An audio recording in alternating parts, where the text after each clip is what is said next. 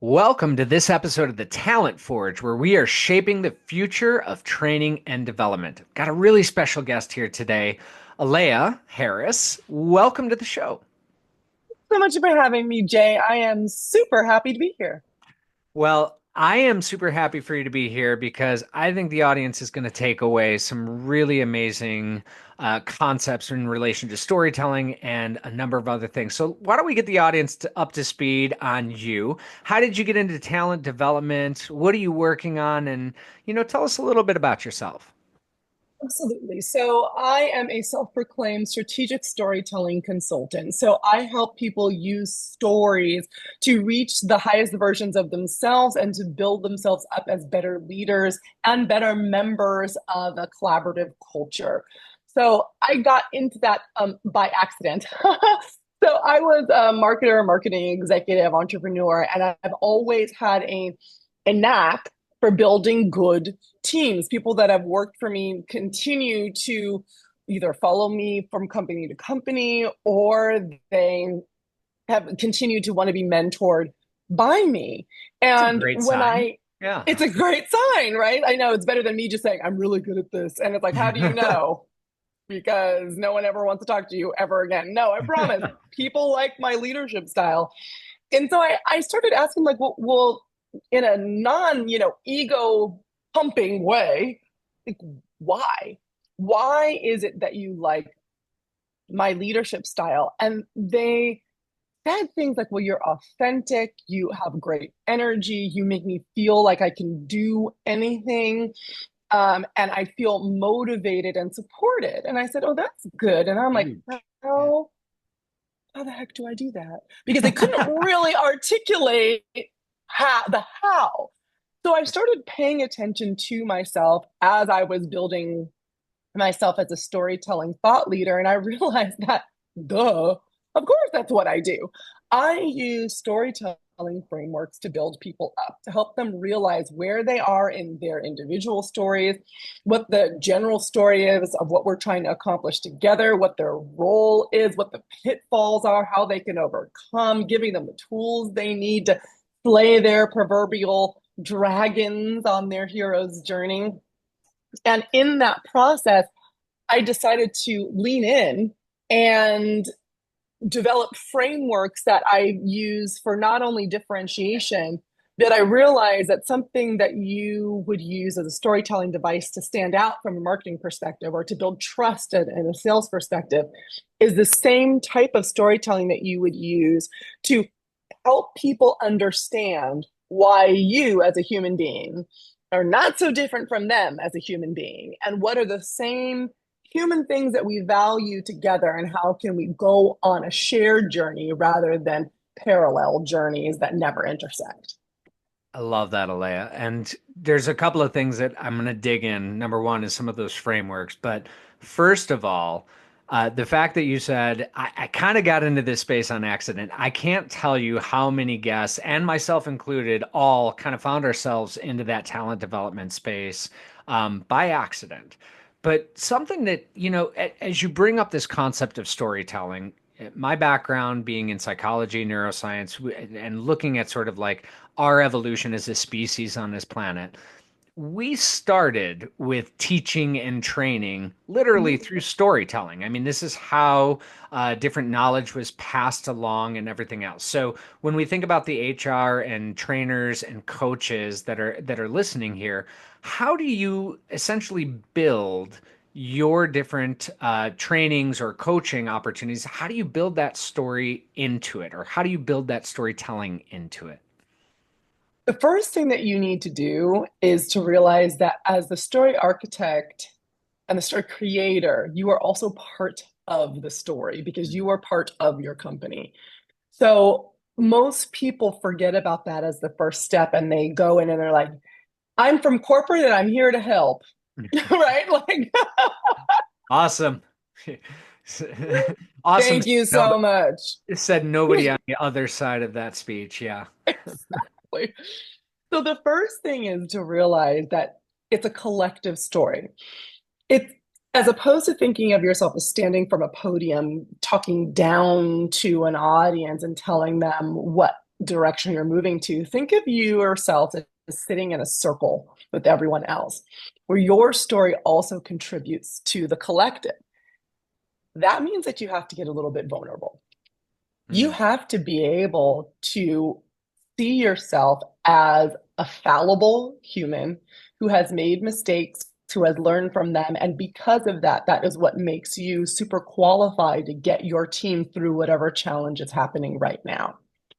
If you just approach the conversation as, I am perfect, this plan is perfect, you have not co created or collaborated in this plan at all, but I am going to shove it down your throat from on high. I think that we know how that ends, and it's not well. And I think we've seen that from a number of organizations or organizational cultures where it is sort of like, oh, now I'm going to ask a question here because I think in some cases you do have a population of employees that seem to be looking to the leadership for the vision, for everything else like that, and sort of want that guidelines. Can you talk about the concepts of co-creation, right? Where the leadership may feel obligated to provide that vision, that direction, or whatever it is. And while the, employee base or the team or whomever may feel that it's the leadership's responsibility. How do we create the conditions for co-creation when each side is already stepping into this sort of role or this normative narrative? Don't think of your role as a hierarchy role, even though it is. Think of your roles as skills based and what you all bring to the table. So, for example, the Ivory Tower folks, probably you who are listening to this podcast, you have a leadership role. And that means that you have what much more in-depth view of financials and a broader view of the business, but you're not in the day to day. And so, for any wide reaching plan to be successful, you need someone who has in depth knowledge of the day to day. Well, guess what? That's probably the team member that you're about to tell this plan to. So, what you might do is from where we are at, our financials are telling us this, we're trying to move in this direction. Here's the overall vision. But what we need your thought in is, what would this look like on a day to day basis? Can you help inform from what your skill set is? Think about it this way. Imagine you all are Dumbledore and you're talking to Harry Potter.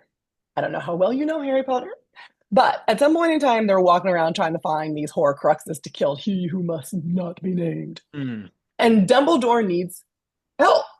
And he literally needs this stuff. He needed help. It wasn't like, like I have a toddler. And sometimes I'm like, help me in the kitchen. And it's really just to avoid her from getting into whatever she's getting into in the living room. sure. Like she's not actually helping me. He really needed support. And so he brought Harry with him to help him out to find a Horcrux and do the things. And then Dumbledore actually ends up being wounded, and Harry was integral to that experience. They were Sure. a partnership. And of course, everyone knows that Dumbledore was the most powerful wizard in the world, and Harry's this like student. Like that was never in question.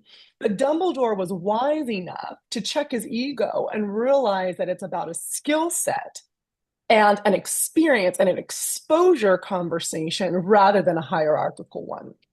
The Well, and same thing goes for the storytelling.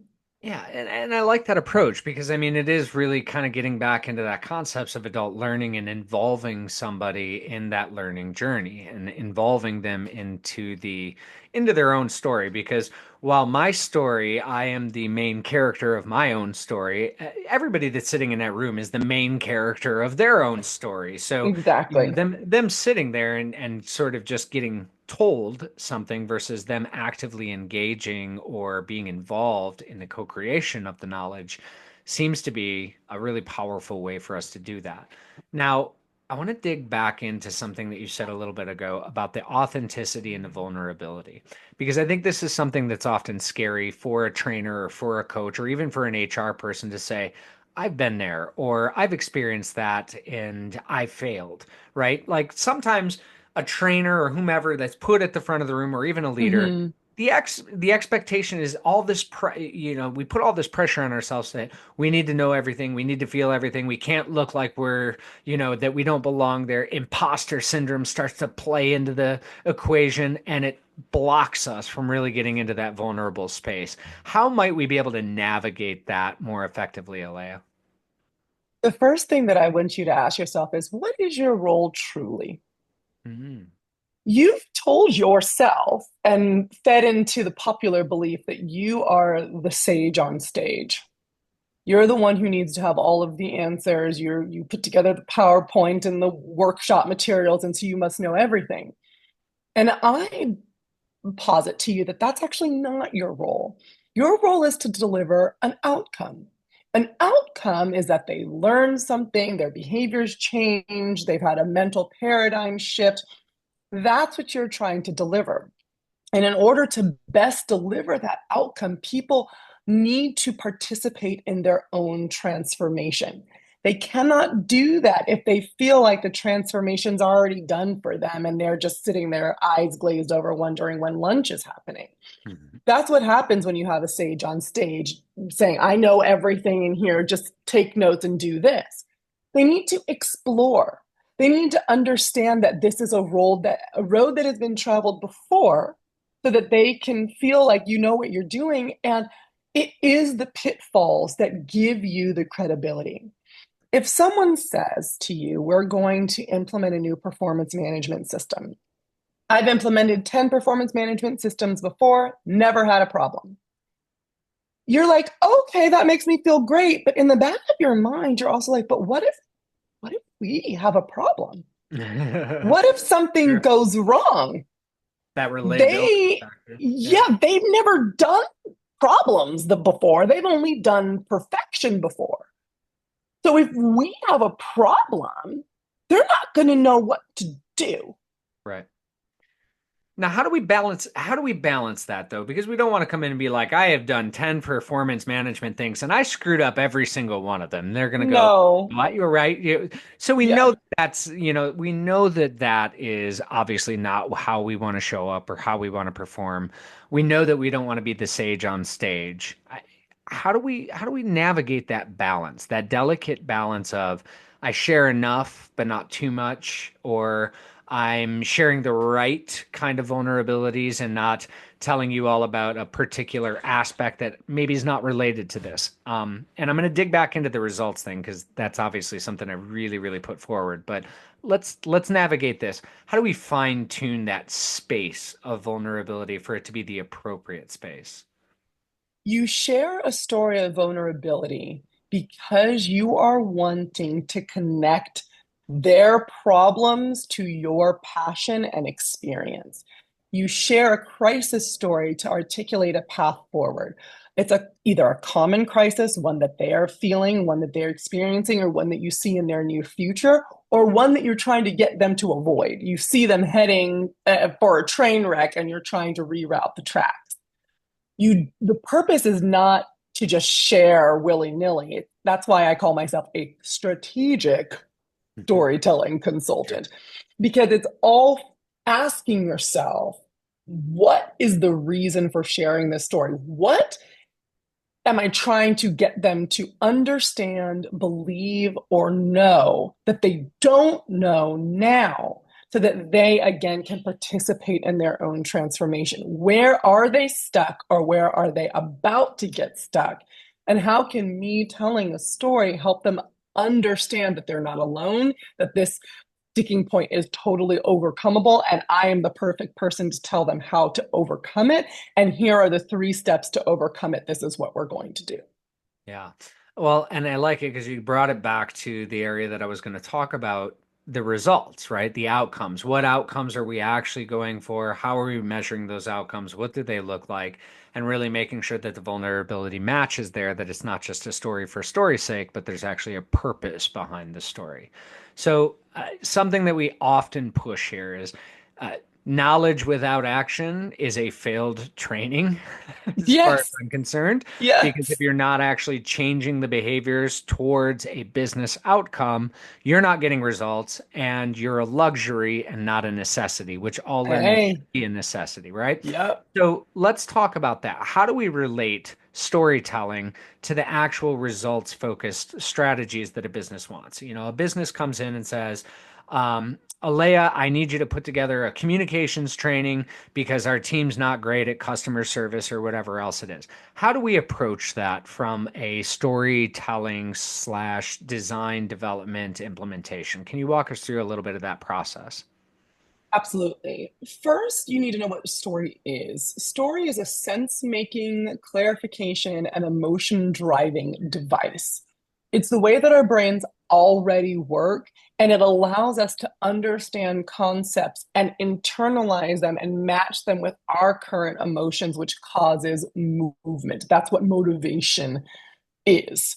So the reason why you're using story in the first place is because you are trying to do what you said, create some movement, create some change, get people off their butts and doing something in the first place. And the way I like to do that is through my story driven leadership framework. It often happens where their people are disconnected or they have a lack of self awareness and they have challenges in bringing people either together or bringing people on board to an idea because they don't see the people in the audience or the people in the workshop or the people in the general population don't understand what it means for their lives, and then they don't understand how to follow the breadcrumbs from where they are now to where you're trying to get them to go.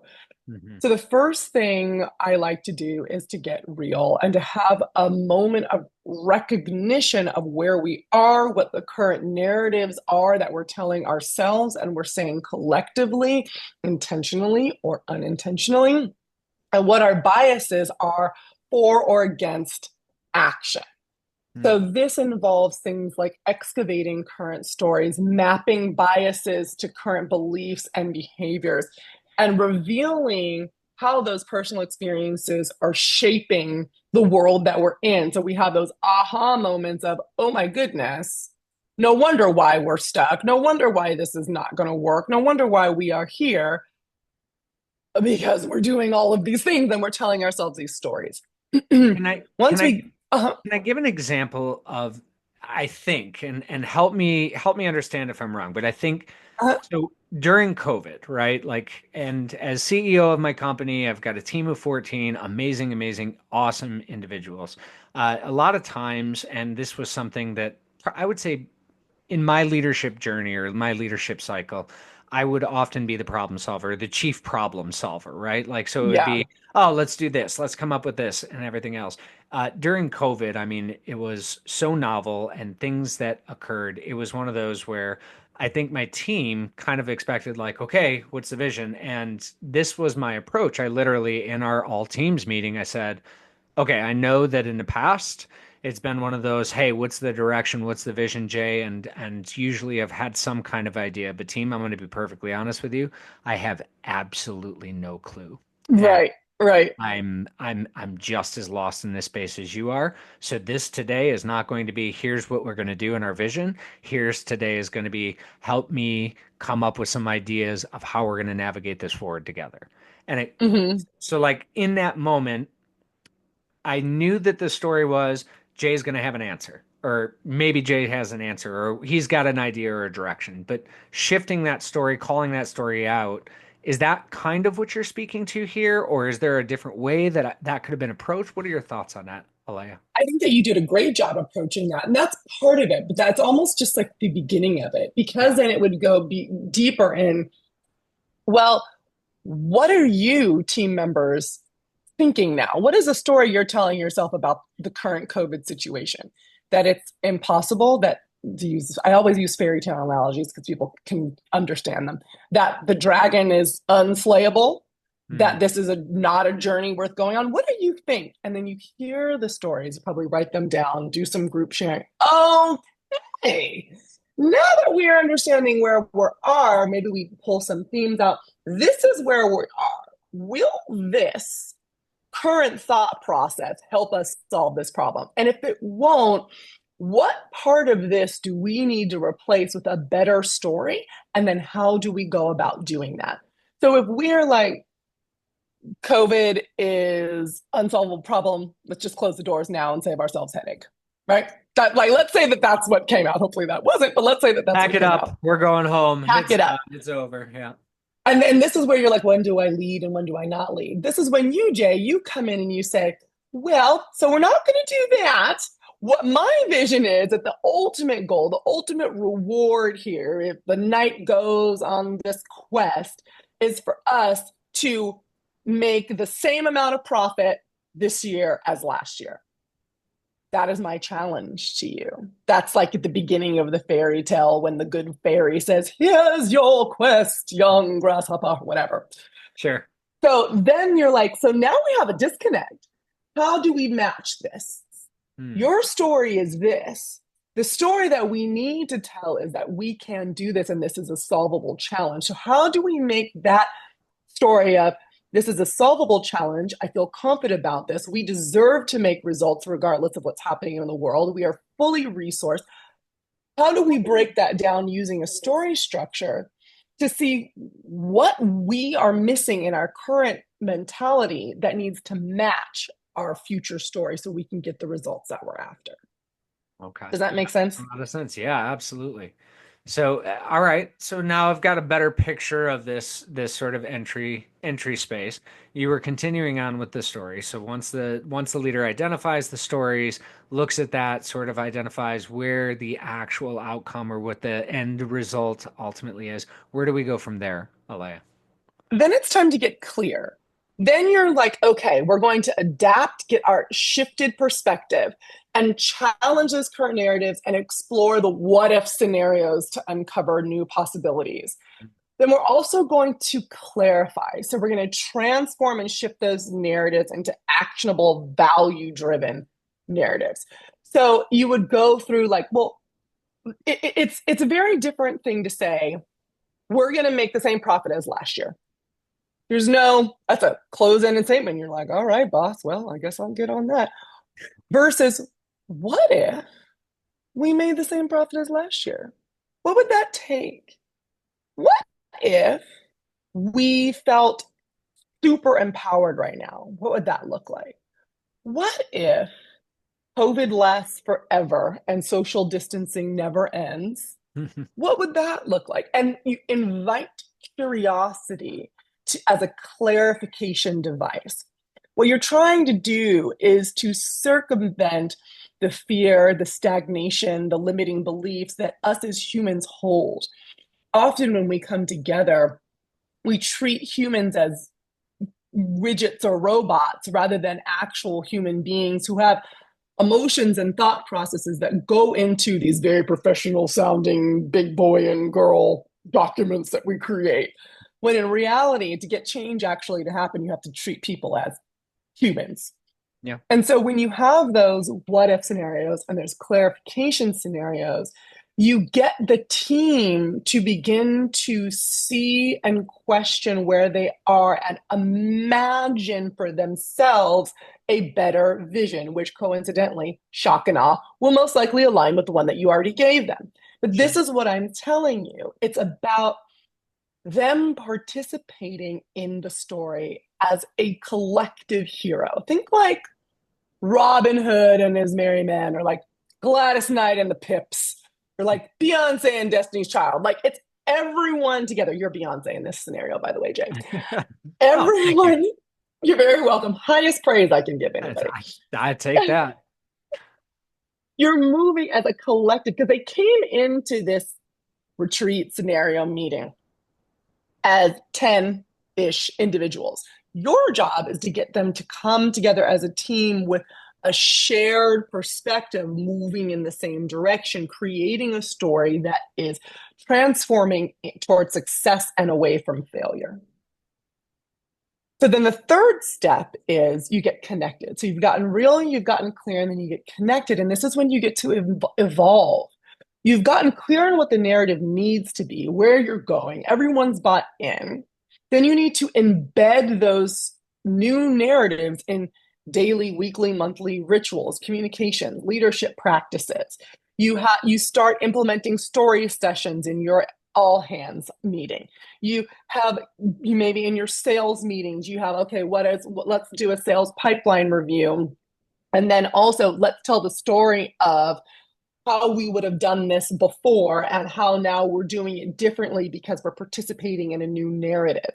And you provide story structure snippets to everyday things that they're already doing. This is um, uh, lifted and lovingly collaborated with the habit methodology. If you've ever read Atomic James Clear. Habits, Yep. right? James Love it, Clear. right? For those of you paying attention at home, read Atomic Habits. James Clear is the author. It's an incredible book. Yep. Incredible book. And one of the things that he mentions in that book is the best way to create a new habit is to attach it to something that you already are doing. You're Habit stacking. Yep. habit stacking. You already are having all hands meeting. Why not add 10 minutes for storytelling? Why not structure the meeting differently that relates now to your new narrative where you talk about in the beginning and it's every meeting, it's these are the new problems we're trying to solve. This is the narrative we're trying to tell. How have you helped today? Right? Have someone else come on and talk about what they've done that supported this new narrative. That's how we create change. That's how we build intentional culture, because culture is built whether you are intentional about it or not. So let's build it intentionally. Right. And you then are building also better leaders. Because in order to have someone telling a story, guess what has to happen on the other side? Someone listening to a story. And that's one of the things that leaders don't do enough of, in my opinion, is listening. Because, like you Listening to said, the we stories that are listening to surrounding the them. stories that are surrounding them because they feel like what you said. I have to have all the answers, so I can't listen. I got to talk. Hmm. Just like everybody's grandmama said, you got 2 ears and one mouth. Use them accordingly. Love it. Yep. Now, Aleya, I love this. Let's take this to, all right. I'm a trainer in the organization, and if I'm in the leadership position and I'm trying to create this co-created vision of what if, and really kind of looking towards this direction.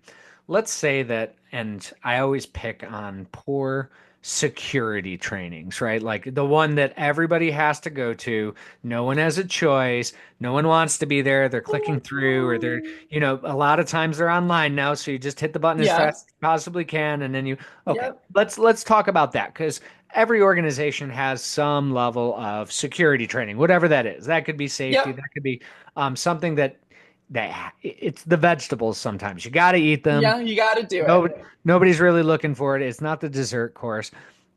How can we utilize maybe this framework, this story framework, to make some of those types of things where it's almost the mundane or the necessary but not exciting type ventures? How might we be able to incorporate this concept into that? Jay, I will tell you, story makes everything sexy. So, challenge accepted. Thank you very much. The first thing you have to ask yourself before you even get into a story structure is, why should anybody care about this thing? Right. And not why should they care because they're good, because I'm a company man, not in that sense, but why should Sarah care? Why should Jack care? Why should they care as individuals? Yeah. Start from that place and then build the story from there.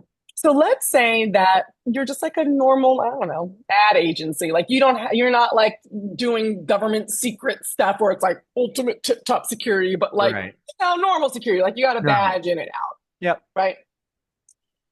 And you're trying to figure out, okay, why should Sarah care about using her badge properly and checking in guests properly and all of that stuff? Well, Sarah should care because all of her stuff could get stolen from her desk. Sarah should care because then if we are in a lockdown, she might not be able to get to her family on time. Sarah should care because if they steal her computer, all of the work that's on it, her project that she's been working on for three Start months is over. now gone. Right. That's why Sarah should care. And we often don't think about why Sarah, an individual, should care. We say things like, as a good steward of company resources, you too should use, you know what I mean? Like, and everyone's like, wah, wah, wah, wah, wah, Don't put wah. the company at risk. Don't Yeah, put Sarah at exactly. risk. Yeah, for Don't sure. put Sarah at risk. And I know that we don't often like to think of people like this, but everyone's a narcissist with short attention spans. That's how I talk to everyone when I'm developing something. Because although everyone, especially, you have great intentions and maybe they do love your company, would do anything for your company, they bleed your company colors. At the end of the day, everyone is still making decisions based on themselves.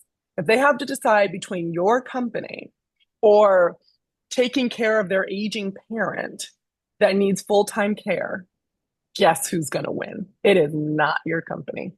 Yep. It's not, and it shouldn't be. And if it is, I have some serious questions, right? Right, right. We have different stories to tell at that point in time. Yeah, yeah, something's going on there, that little funky donkey. So that's the first place that you just need to be in the headspace of before you even start telling the story. Then you go through the framework. You think about, okay, what is the moment where I need her to recognize the current narrative? Let's talk about Sarah, because when I develop things, I like to have one person in my mind. It's probably an archetype person, but Sure. one person in my mind, Sarah, the advertising account director, who Mhm. is super busy, but has a lot of high value work that she's doing. And Going I back to need those her. marketing days with the buyer persona, aren't we, Alea? We Yeah. are. And that is actually because, I mean, I'm sorry, I probably should have said spoiler alert to all these listeners. I am not an HR professional. Did anybody get that? I have been a marketer, however, for 15 years. That's why I'm so good at this Yeah. because I don't think like an HR professional. I haven't been indoctrinated with you people. I'm not drinking the Kool-Aid. I can actually be the one that looks at the Kool-Aid and be like, wasn't that supposed to be red? It's kind of orange. Did anybody notice that? That's me. And so I use multidisciplinary ways from psychology to human design to marketing and storytelling, Yeah. apply it to HR. So, yes, good eye. Love that. Buyer personas. Can't help it. Can't help myself. So you think of Sarah and you're like, well, what is Sarah currently telling herself? And I need Sarah to do step one, get real with what that is and have a recognition, aha moment of what exactly are her biases and what is she saying now. So that's the first part of the training to get Sarah to realize where she is at. The first part of the training is not, here is your badge. Red badges mean this, green badges mean that. Always look out for the person behind you. Like, come on, man. Right? It's about where are you at now and why is that helping or hurting you as Sarah and also us as the company? Then you get clear. You want her to have that shifted perspective. You have what if scenarios in the training. What if you allowed someone to tailgate behind you using their badge that's not supposed to be there? They come in and they steal your computer. They come in and they have maybe come in on your badge and they do something funky and it shows that you did it and you have no way of proving that it wasn't you. Yep. What happens then, Sarah? And so now all of a sudden, Sarah, sorry, my trainings get a little sassy sometimes. So then you're getting Sarah to go, wait a minute, hold on a second. This is actually important to me and the company, and I should be paying attention. You're building in buy-in, Yeah. and then you get them to clarify, and then you build it into the daily ritual. So it doesn't just end when she gets the certificate at the end of the virtual training, right? You have maybe pop-up safety checks, or maybe you have I don't know if this is actually, you can do this. See, this is when my non-HR self comes in. Maybe one day someone takes Sarah's computer, like in HR, right? Hmm. And you're like, oh no, everybody, someone took Sarah's computer. How could this have happened? And you have like almost like a fire drill, basically, safety fire drill. Yep. So you have experiences that embed it into normal ways of working, or sometimes slightly abnormal, to get it to be a lived experience rather than just something that's Immersion. clicked through. Yep. Mm-hmm. Yeah. Alea, this is incredible, and I love the concepts here.